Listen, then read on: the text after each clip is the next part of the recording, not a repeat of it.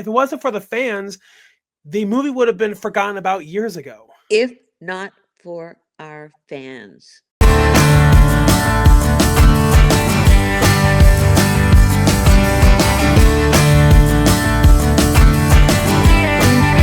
My name is Eric Urethaler. I'm here for the next episode of Sit Down by the Fire. I'm here with my next special guest. Please introduce yourself. And I'm Teri McMinn. I played the role of Pam, the girl that gets hung on the meat hook, the girl in the red shorts from the Texas Chainsaw Massacre, the original from 1974. Yeah, and even still to this day, that scene gets me every time. Yeah, it's a powerful scene. I mean, just the way that it was shot, the way that it's cut, it just kind of came together. And we started that around 9 in the morning, and we stopped. I remember at noon, and like 15 people. The cast, the crew, the caterer, even her 3-year-old daughter had just arrived. They had just arrived, and they had watched the scene, and when they yelled cut, I'm telling you, everybody's mouths were open. It was sort of like that we felt maybe we had something, maybe we were, onto something, Uh-huh. because there had been a lot of, some chaos here and there, and uh, they had money problems. We had to shut down. They lost some footage. Lots of things happened. I think Gunnar probably goes into it in his book that people really enjoy. So anyway, it was quick, unlike the preceding scenes when I'm being dragged through the hallway, and there's he's I get out the door and then he gets me back. That moment that you think, oh my God, she's gonna get away. As you can see, my dogs are not into the interview at all. But yeah, so and then I guess that you could say it's pretty rough. Yeah, yeah, yeah. So anyway, hold on just 1 second. That's okay. Suki, come here, darling. Little menace. You Chris. she's she takes her job, Eric. She takes her job really seriously. I can As see you can that. see. I mean, there is actually no stopping Suki. So we'll just have to work around her. Yeah, I mean, you gotta do what you gotta do, right? Yeah, maybe I can go in another room. We can Perhaps, do yeah. that. I think I'm gonna do that. Oh, let's see. Okay, this way is best. Yeah, we'll leave her with all that. She's doing such a good job. I don't want to interrupt her. Right. Okay, now. Okay, now I'm here. I'm there. I'm back. Okay, so anyways, yeah, so yeah, and but yeah, I remember that I actually saw a showing of the original Texas Chainsaw Massacre a few years ago. And what's amazing about it is that even after all these years, people were screaming, and especially when it got to your scene, everybody around me like had their jaws drop, and yeah, and I mean, and that right there just shows like that the movie really definitely has with it definitely really has withstood the test of time. Yeah, 50 years later, it's incredible because it just keeps, being passed down from generation to generation. Families will, have a time when they'll just show it to their kids. But I, someone told me the other about, I think, was visiting me in August, And she said, "Oh, Terry, I've never seen your movie," which, is very unusual. Usually everyone will at least go and see it, just to see your performance, right? Right, of course. And so I mean, this is someone, I got to know about 5 years ago, and she, sees all my fans and all that. So it was just surprising because, you'd think somebody would really want to go and see it, but not so. But the audience really reacted that you were with, huh? Oh, yeah, certainly, yeah, like, as soon as oh, sorry. No Yeah, problem. sorry about that, Uh-huh. somebody's trying to call me, but yeah, as soon as that hook went into your back, everybody was like, "Oh!" Right. Well, and the thing that's so good about that is the way that I think Toby cut that himself. And the way it's cut, because what you have is you have me coming up to the hook, but Gunnar actually had to turn me around. So there was that moment when I'm on the ground and he has to turn me around because the apparatus that goes over the hook, the steel ring that goes over the hook, had to be in the right place. And also, they had turned the meat hook around so that it was facing away from my back, Right, and Toby was beneath spotting me to make sure that the ring went over the hook and not in my back. So that that was all pretty. I just think it was so well edited, because you see me drop on the hook as soon as you see the my back coming toward the hook, and then all of a sudden you see the frontal where I drop on the hook. And so that's I think that key moment that is so brilliantly done by that Daniel's photography, cinematography, and Toby's editing. So there you have it. yeah, and one of the things that I find fascinating about it is that Toby actually was trying to get was trying to get the movie to have a PG rating, but I mean, that obviously worked out right. Well, I mean, he just he wanted a wider audience, of course, but they were not going to do that. And then it went on to be banned across the world. It was banned all across Europe, Sweden, Italy, Germany, everywhere. It was banned. You had to get it, underground. And so anyway, even in England, the UK, it was 25 years before they took it off their ban list. This Jeez. guy had to either step down or die. That was head of their film division. I'm not sure what happened, but finally it was recognized. And Germany, I think they just forgot about it because it wasn't. We went as a group without Gunner. He didn't want to go to this particular show, and he had we actually I agreed with him after when we left, but it was fun meeting the fans. They were, they're so dear, and it's really great. Germans, they speak English, all of them, because they learn it in school, Right. from very young ages, which isn't the case everywhere. In France and Italy, much less, more so now. But when I was there in 2000, and again in 2008, certainly not as much as it's become, a global thing, universal language Mhm. for a lot of people.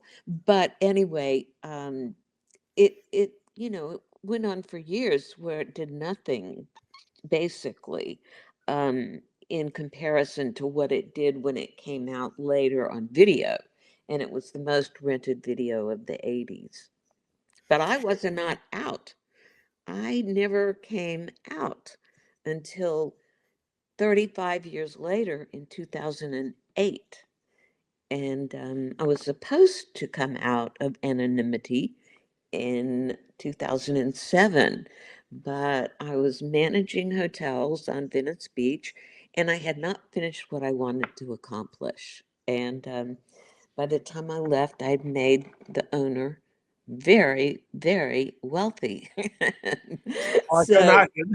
that was it was fun because I actually had a knack for doing it for the most part. But then it got to be 7 days a week, and who can do it 7 days a week? I went to a new hotel, and it was too much. But anyway, back to Chainsaw. Did you have more questions for me? Yeah, and so yeah, and I mean, I can definitely imagine that with the movie being banned in several countries, I can imagine that that must have made it hard for Toby and for a lot of the people involved with the making of the movie, since that it then meant like that they couldn't make money off of like those territories. Right. Well, and also after 2 weeks, we shut down because they had run out of money. And then we were supposed to have completed it in 2 weeks. You see, that was the original plan.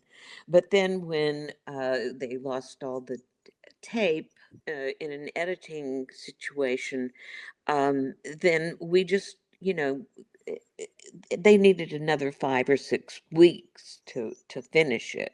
I was finished in about 4 weeks, but we signed it to make uh, deferred money, meaning later on you'll make some money. And that's where it all got very interesting over the 30, 40, 50 years, because really, until Kim took over after Toby passed, we were not appreciating anything. We never made a dime off of, all of that. So That's a shame.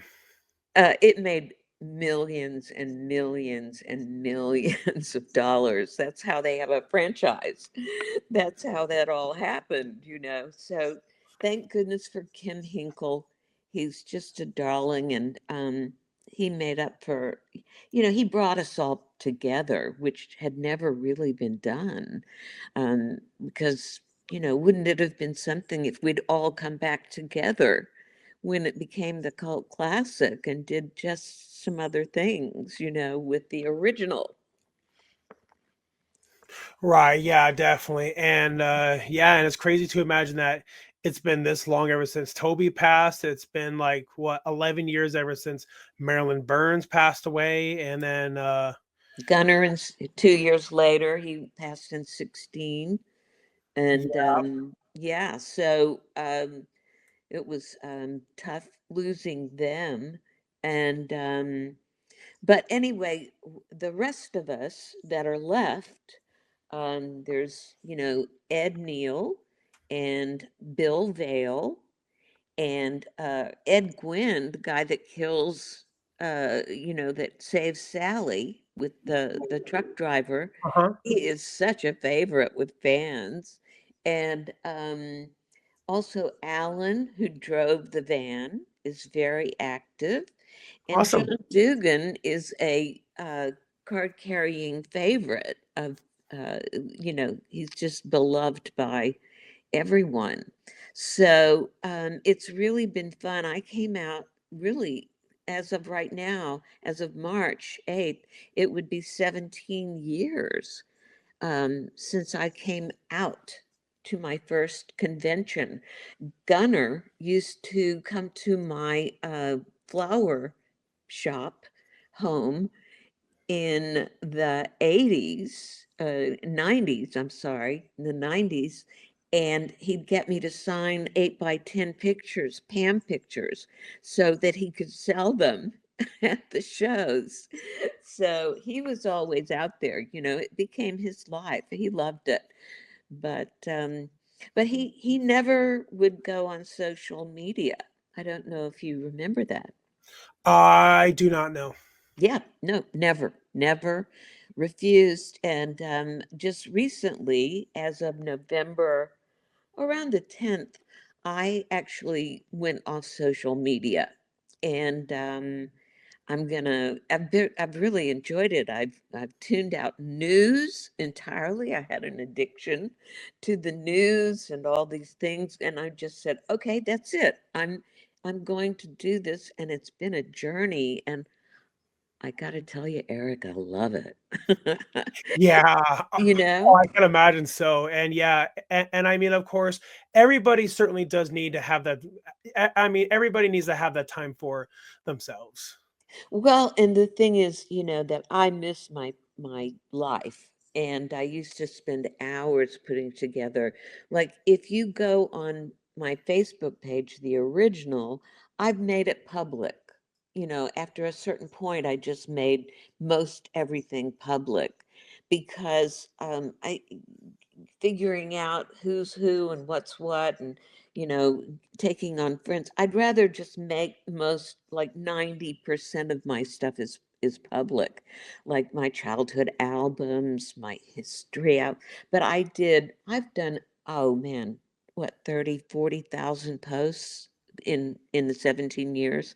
I mean, I worked my little rear off doing it. So people can just go in and look at Pam's albums or her posts for the last 17 years and enjoy them, because people loved, they'd tune in to see what, I was posting and stuff.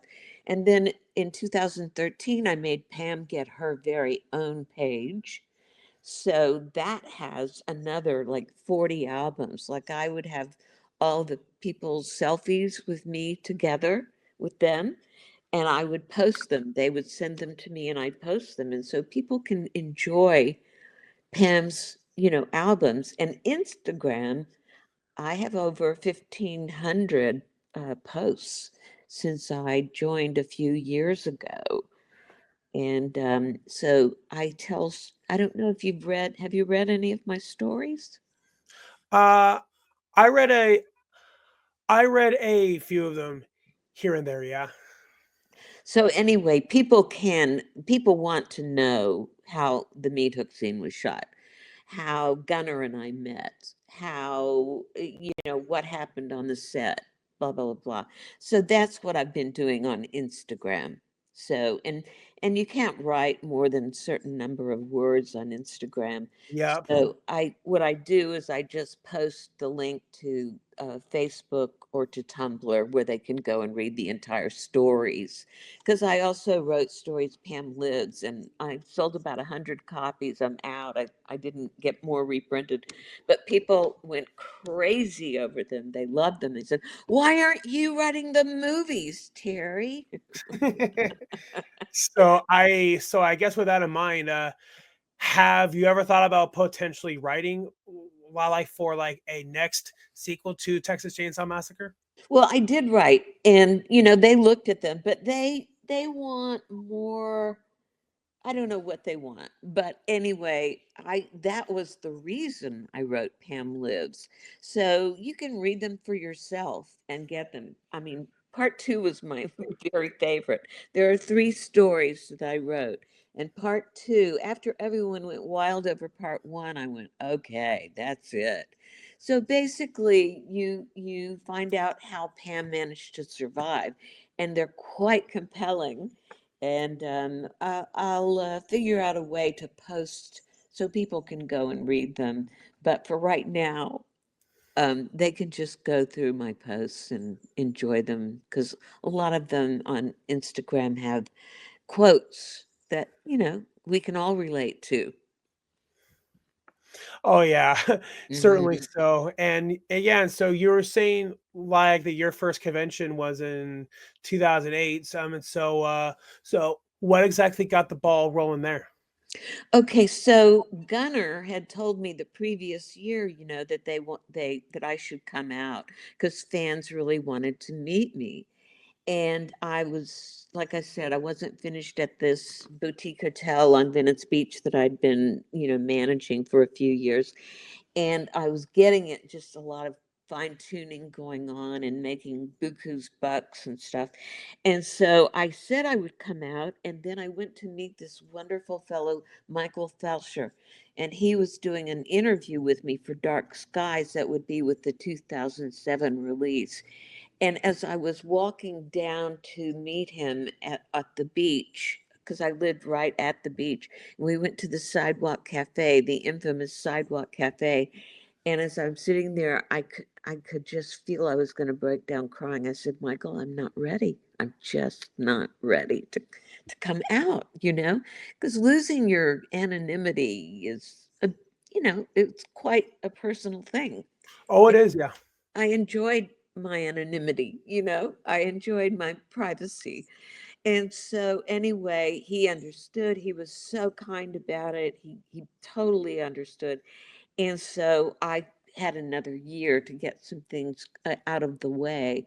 And by the time that the next year rolled around, they had come out with the Blu-ray. It was going to be their next release, which is beautiful. The colors are Oh, certainly, yeah. exquisite, A lot of people like the grainy. I like I really was glad I came out with that. And then Michael and I did what I think is it's one of my favorite interviews ever, and you can actually see it on what you call it on YouTube, because it's they I guess they just allow it. Sometimes for a while they didn't allow it, but anyway, over the 17 years, it's now available. Either if you get the Blu-ray, if you have a Blu-ray plate, they gave me a couple of the discs. So about Michael sent me 5 or 10 of the discs, and I thought, oh, I'll watch this, and I put it in, and it was like, Terry, you don't have a Blu-ray player, you have a video player. So anyway, that was funny. But I was so naive about, for instance, I didn't know when I first came out, I said, we don't need to use that shot with me walking up to the house, the cheeks and all that. Mhm. And this fellow said to me, Terry, have you watched your scenes on YouTube? And I said, no. What's YouTube? I said, no. So anyway, I, had never been a fan of my scenes. But once I was sure that nobody could see me watching myself on YouTube, Mhm, once yeah. that's how naive I was. And so I watched it, and I'm seeing me running, and God is chasing me, and, I'm seeing it. And I went, oh, okay, well, gosh, Terry, that's not bad. And so I hit replay, and I watched it like about 4 or 5 times. And I went, dang, Terry, you've been beating yourself up for 35 years. So I can tell you, I really do like my death scenes. So that was a great accomplishment. And then I could finally give the cameraman, Daniel Pearl, credit for coming up with the whole scene. And now he can't. People are badgering him. He finally came out. And Wayne, our sound fellow, music, your sound person, Wayne Bell came out. Lynn Sherwood came out. So all the fellows are now Ted Niccolo, our boom sound guy. He Mhm. he came out, and he's been active. He has his own horror movies, and he's got a big fan club too. So he and Daniel have just become kind of famous. And fans love their stories. So you can follow both of them on Instagram. Yeah, and, yeah, and then as soon as this is published, I definitely will be sure to have a link, like, to all of their Instagrams. Yeah, yeah. Basically, you can share it. I'm not really on doing it, but if you tag me, it'll come. And you should tag everybody in the, that's on Instagram that's in the film. Um, um, you can find them there. And also the franchise, the Texas Chainsaw Massacre franchise. Hmm, yeah. You probably know Chase Anderson. He kind of runs that. And Kim's son, Ian Hinkle, does a lot now, connected to Dark Skies. So they've got a quite a machine going over there. Oh yeah, I can imagine so. Yeah, you can get a lot of exposure through the franchise with your interviews. Oh, definitely, yeah. And so I can imagine that this is a question that you get quite often, but have you ever personally been a fan of horror films? I like thrillers mainly. I'm more into thrillers and espionage and spies and I'm a huge documentary fan, But I kind of fell into horror. It was at the time we made it, 73, I was 21 years old. And I was a very serious actress. And the horror genre at that time was not anything like what it is now. You know what Yep. I'm saying? This was a forerunner, and it really put Texas horror on the map. And I think it inspired a lot of other people. It came out simultaneous, basically, to the um, uh, the Exorcist, and Toby became very friendly with Friedkin, who was a big fan of the film, and it did a lot for the technical guys. But as far as all of us, Marilyn and Bill and I all took it off of our resume because it was so controversial for about 10 years. And it took that long. Yeah, I mean, geez, I mean, I can imagine that having to deal with all that controversy. It must have got emotionally exhausting. And yeah, and I'm definitely really sorry to hear that all of you had to go through that. But hey, I mean, nowadays with all the conventions that you go to and meeting all these enthusiastic fans, I mean, Oh, yeah, yeah. Oh, please. I'm only grateful, because these 17 years, that I've been out there working it, letting people know, because what Gunnar told me, the final straw was he said to me, Terry, everybody wants to know why you won't talk to them. And I said, well, why in the world would they want to talk to me, Gunnar? I mean, I thought I was chopped liver, And he said, no, Terry, they really love you and they want to meet you. And when I came out, I was stunned. I mean, people were getting teary-eyed when this little girl was waiting to meet me. And I took her hands and I said, darling, no, it's just me, I mean, I was so stunned that people were, all of them said to me, oh my God, I always wondered what happened to Pam? Because the last time I saw you, you popped out of the freezer, and that's what really stuck with me. I thought, God, these people really, I mean, Eric, let me just ask you, okay. what means more to an actor than people loving their character? I mean, you know, I couldn't be more blissfully pleased and grateful. Our fans are just tremendous, and I love them. And I love their passion. I mean, they're passionate about it. Oh yeah, they are. And and to that I say one of the biggest compliments that you could ever get is that whenever somebody asks you, well, like if they ask you to sign something, that is one of the biggest compliments that you Right. ever get. Oh, yeah, and then they tattoo us on themselves. I mean, Mhm.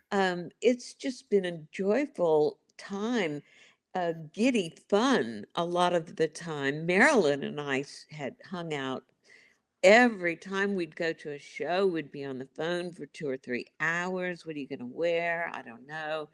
I mean, we were all getting ready to go to Wasteland, and it was stunning because our dear, dear friend, assistant cameraman, uh, Lou Perryman, was killed, actually murdered Oh gosh, April that's 1st. awful.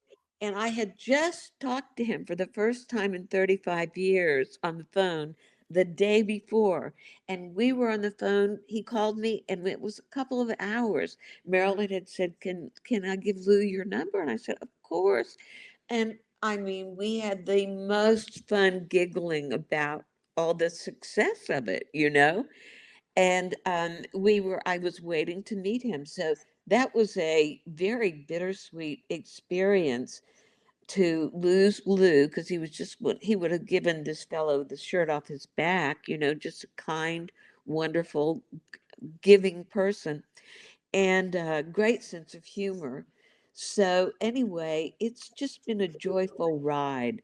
I mean, everyone, basically, you know, we just went to the restaurant, which they named after Toby, Mhm. and we joined together. It was, um, let's see, the cameraman, Daniel, Pearl, Lynn, Sherwood, his guy, I can't remember his title, but anyway, he just made everything help. Daniel picked his friends to be, you know, with him. And so he got them jobs. And then we had Ed Gwynn, Ed Neal, Bill Vale, Alan, John, and Pam. So we were all there, and people came from all across the United States for the 50th, you know, anniversary. Plus, we've had, you know, we went to MoMA. Did you see that we went to MoMA? Uh, Yes, yeah, now that you mention it, yes, I actually did see that. yeah. And also, Kim had us go to Beyond Fest in Los Angeles. So that was just a lot of fun. We did a screening, and then um, we had well, it's all on Pam's Instagram. You can go and thumb through the pictures, and you can Yeah. see all the places that we went. So anyway, um what else? So, I also saw that they even turned the original house used in the movie into like a into like a into a like a into like a restaurant. Yeah, that's the one I just told you that we went to Oh, nice, for the nice. 50th anniversary celebration. They named it after Toby, so it's a new name. It was Central Cafe, and they moved it about 50, 70 miles from where it originally was in Quick Hill, which is north, or it's east of Austin, and they moved it west about 70 miles to a town called Kingsland, Texas. And Nice. so, yeah, it's all been, the previous people refurbished it and made it look like it's stunning, gorgeous. And this couple that took it over have other Mexican restaurants in Austin. And so they're the ones running it and owning it now. And they also own the little hotel next to it. So if and fans come from literally all around the world. Yep. I don't think that the previous people realized how, when they first bought it, you know, how famous that place would be. But it's quite a tourist draw. Oh yeah, definitely. Which and then like can help to bring up all that, like for them to get that source of income. Right. Well, it was having all of us there.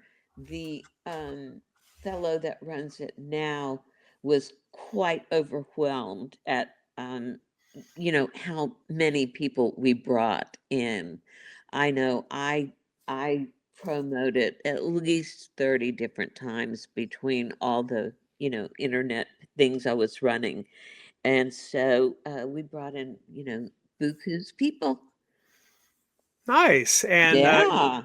yeah, I mean, that's all pretty awesome. Yeah, yeah. No, people were really, really excited and great fun. And I did a bunch of videos for people that were doing screenings in the UK and screenings for the 50th in Germany. I did one for the Germans, and so that was kind of fun. I was doing those for a while back in the fall. And so, yeah, yeah, we had a good time. Oh yeah, and I mean, ultimately, at the end of the day, that is what matters most. Oh, we're all extremely grateful, and it's really good. Bill and Ed's wife, Teresa, and I just love hanging out together, after the shows. And John's always got a million fans buying him beers. And so, yeah, we just have a really good time schmoozing together, and it's been fun now that the crew guys are joining in, and Kim's joined us a few times, as Awesome. well as, yeah, Kim and Wayne and I did a thing that was at the uh, Texas Museum, downtown Austin, that was celebrating the 50th. And I actually walked in on the screening at just when Sally was pulled into the store. So I got to watch it just past my death scene. You know what I mean? Right. And it was great fun getting to see those crazy Ed Neal. He was just so wonderful. His reactions, and Gunner, and all of them were just terrific. Marilyn, stunning. And I love that Jim Seedow, the cook. I mean, really, just incredible. That guy, getting him, I think, was a coup. Because he was just stunning in that role. Oh yeah, and matter of fact, I actually saw that I actually saw that Edwin McNeil like actually got to reprise his role like in like the recent video game. Yeah, Edwin Neal is who you're thinking. Yeah, yeah, yeah. Yeah, Edwin Neal. And Ed is a wacko. He's crazy. You never know what's going to come out. He's witty and fun. And again, fans adore him. So, it's really good. I'm hoping, even though I'm not going to be on social media, that people can still go through all my pages and be happy, and enjoy the posts and things, but that I'll just pick a few wonderful shows and get to meet more, because it's really fun to get to meet them in person. And I know, like, sometimes people say, oh, they discourage selfies, but I've never charged for selfies, and I'm always happy to Aw. pose with people anytime, because I think it means so much to people. In fact, Yes, it does. I tell people to get a few, so that, because they're always shaking and nervous. And so at least we'll get one good one, out of it Right. all. And and just as long as my lipstick is on, I'm fine. Uh-huh. But yeah, I actually just now thought of this. I wouldn't be surprised is if you've had a few fans like actually asked you like to sign a hook. It's just hard to sign a hook, It but is, yes. yeah, but they have assigned everything. I mean, Oh, and for Christmas, I need to post it. I took a little picture of Pam's little office because people have sent me so many things and given me. Daniel Pearl gave me a wonderful poster of our 50th, which I just got that framed. But artists send me renderings and drawings and paintings and pictures and stuff. I'll do one post to let people know why I'm unhooking from the internet. It's quite healing. You know what I'm saying? Oh, it It's is, yeah. it's healthy, and there's so much garbage out there, and there's so much wonderful stuff. So you just have to find the place where you're comfortable. But anyway, I'll do a post and let people know, and you'll see all these wonderful little things that people have sent me. And I have a guy who always takes my black and white pictures and he colorizes and he does all this fidgeting with them. And so it's wonderful having contact with the fans. Oh yeah, and I mean, yeah, it's just that there's just something really cathartic, like about meeting somebody like who, like who's that excited, like who's that enthusiastic about meeting you. Oh, yeah. Oh, I was so stunned when my first convention, my lines, I think Gunnar was actually sorry that he had me come out because Bill's and I came out at the same time after 35 years, and my lines were going out the door and around the corner. And, I mean, I thought I was gonna like not make it. A couple of years ago, I had some, physical thing going on, and so I could only do Friday and Saturday of the Texas Frightmare weekend, which is killer. I mean, it was like bumper to bumper, back to back. You just get pushed and shoved, and it was nonstop. So I was really glad I left on Sunday because I don't think I could have made it, physically talking and everything. But now it's fun, and I'll pick a few good shows, and where I can meet a lot of people and get back out there. Yeah, yeah, exactly. But yeah, I mean, I can imagine it would be a lot easier for you to sign a chainsaw versus to sign a hook. Yeah, yeah. No, and I got sent the 50th anniversary little truck thing. I mean, Oh yeah. chainsaw. Yeah, yeah. And Ken gave me years ago. He gave me the truck set. So that was great fun. But the franchise, yeah, they've been sending us, and we make a little money on some of the items. I mean, I can't retire on it, but Right. it's been it feels validating after so many years of being ignored. Um, for this to yeah to be appreciated by that end. It really has meant a lot to, I know it's meant a lot to all of us. Oh yeah, and I mean, yeah, and I mean like that for a lot of the fans, like like watching these movies actually like was their escape, like from whatever it was that they were dealing with at that time. Uh-huh, uh-huh. Well, yeah, yeah, there were all kinds of, everybody had to get back out there and, make some money. So moved to Dallas from Austin, which is about 3 hours away. And I was slinging drinks and auditioning for stage things.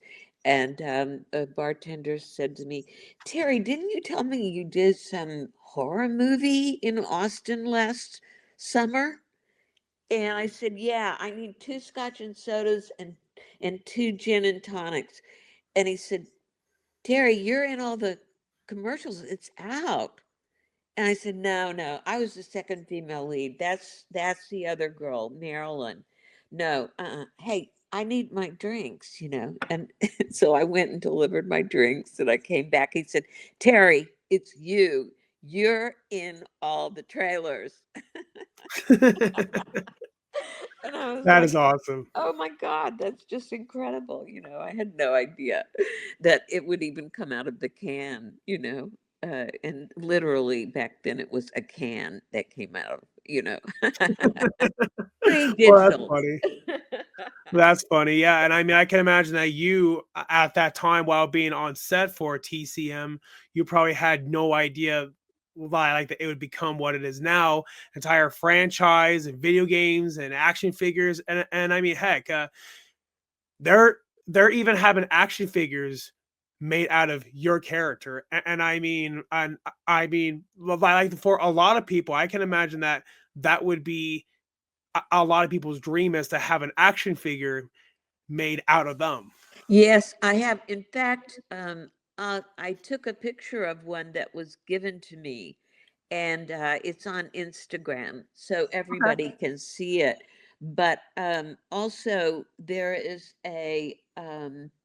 yeah, because lots of, like, in June, I think the beginning of June, everybody kept asking me, or PMing me and DMing me, and getting 10, 20, 30 DMs and PMs is hard. Can't do it. No can I do. can imagine.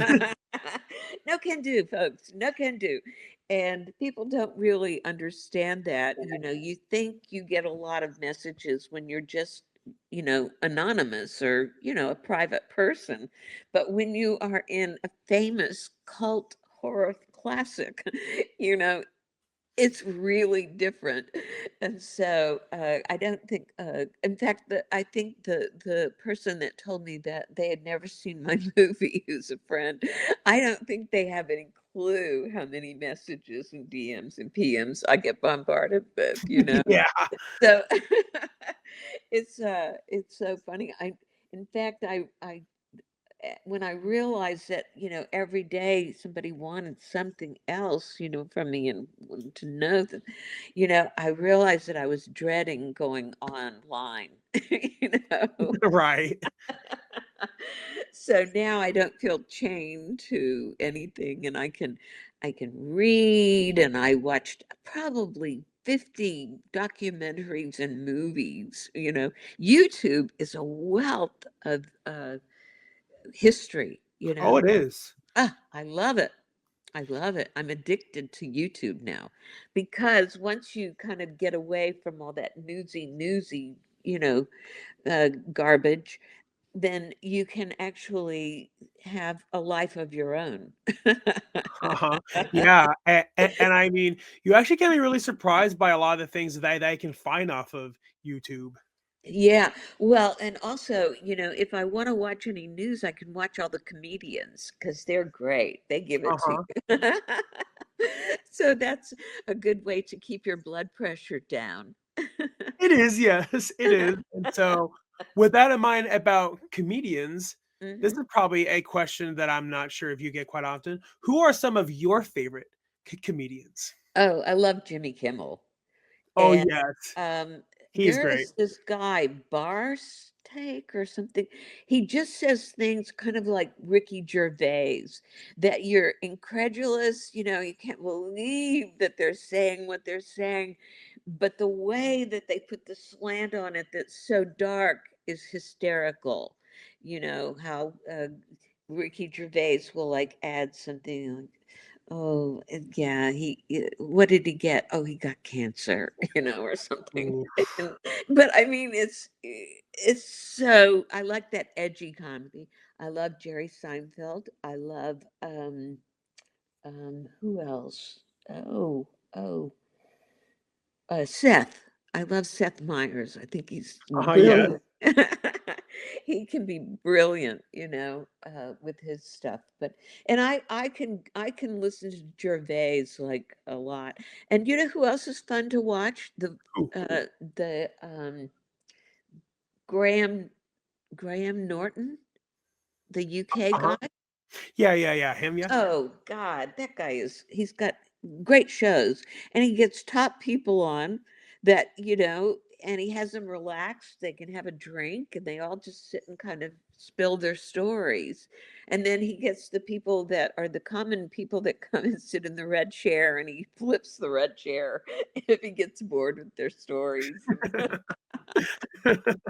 That's amazing. So I like all of those.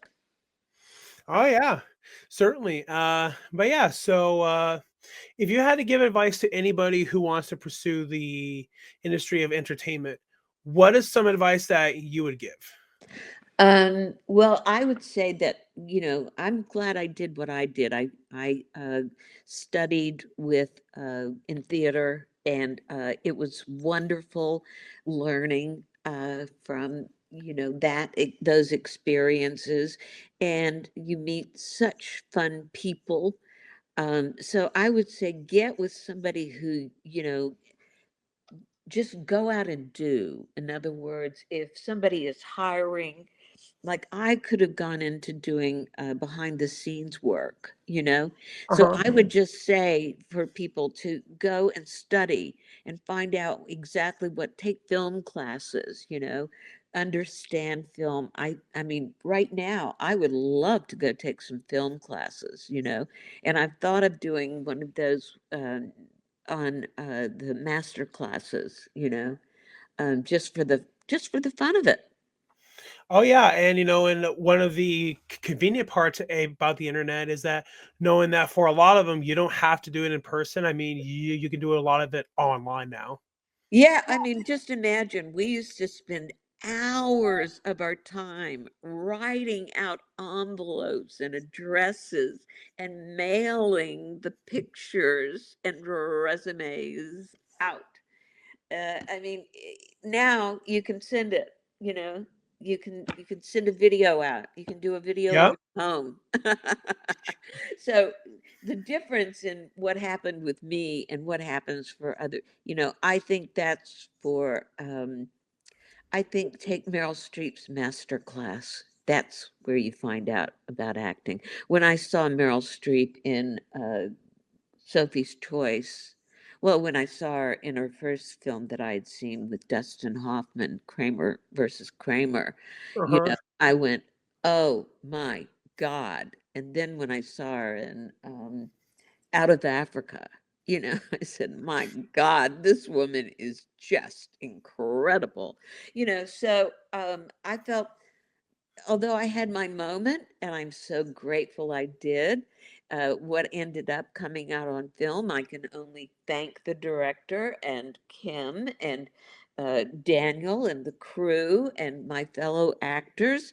We got lucky, All that hard work has paid off, and I'm just so grateful to our fans who let us know how much they enjoy everything, and you know that's who I want to thank. Oh yeah, and I mean, I mean, certainly, of course, it is the fans like who are helping to keep this, Oh, like, yeah, yeah, like if it wasn't for the fans, the movie would have been forgotten about years ago. if not for our fans, which I can't say it enough, and I say it 1,000 times on my page. I know Daniel says the same thing all the time. We love our fans, so you know, let it be known far and wide. We are grateful. And you are grateful for every single one of them. Yeah, everyone, they're all adorable. Yeah. Hmm. So, so, did you ever watch any of the movies that came out after the original movie? I've seen them all, I'm glad I'm in the first one because I feel uh, I just love the first one as far as first of all, I like the fact that it's not quite as violent or exploitative. Everything is in your imagination. You think that you see the meat hook go in my back, but you don't. You only see my reaction. I like the fact that I was able to keep my clothes on, you know, that meant a lot, even if we did concentrate on that rear end. Now at 73, I say, hey, not bad. So now, I can appreciate everything. But yeah, I really love our film. And did you know, I don't know if you know this, Eric, that film was immediately put into MoMA's film archives, the Museum of Modern Art Film Archive, Oh, I was in not aware of that. 1974. And then through the years, it's now in the Smithsonian Film Archives, the Academy Award Academy Film Nice. Archives, and it was just voted Goat of the Year by it's I can't remember. Daniel does a whole thing on his page on Instagram where he talks about how we and he does a lot of interviews because it was voted did you know this? The number one horror film of the year. Um, I definitely have heard a lot of people put it on, like, their at least their top 5 Yeah, lists, I because I that's the can't greatest remember horror who it films is, ever but made, but it's like the place that you want to be. And so they can and also it's in so MoMA, the Academy Archives, the Smithsonian. Anyway, I like the fact that it's the only one of the entire bevy of films that, that is in all of those historical and cool archives. that is pretty awesome, and I mean, yeah, and I mean, like, just knowing that the movie achieved that, I mean, that is pretty awesome. Yeah, it's definitely cool. Oh, yeah, definitely, and, yeah, well, anyways, that about does her. Thank you so, so much. Oh, thank you for inviting me. I appreciate it. And I hope you have a fabulous 2025. You as well, and yeah, and to all the audience watching, I definitely will be sure to leave a link to her website and her Instagram. Yeah, I don't have a website, but Pam has Pam the Original Chainsaw Gal on Okay. Facebook, and TM Terry McMinn is has a page there, and it's all public. They can go in and see all my photo albums and all that for 17 years, and then Instagram it's Chainsaw Gal, and I will when I go and do shows, I will definitely post those, and that's my story, and I'm sticking to it. Awesome. Yeah. But yeah, it certainly has been a huge honor to have you on. What a pleasure. What a pleasure.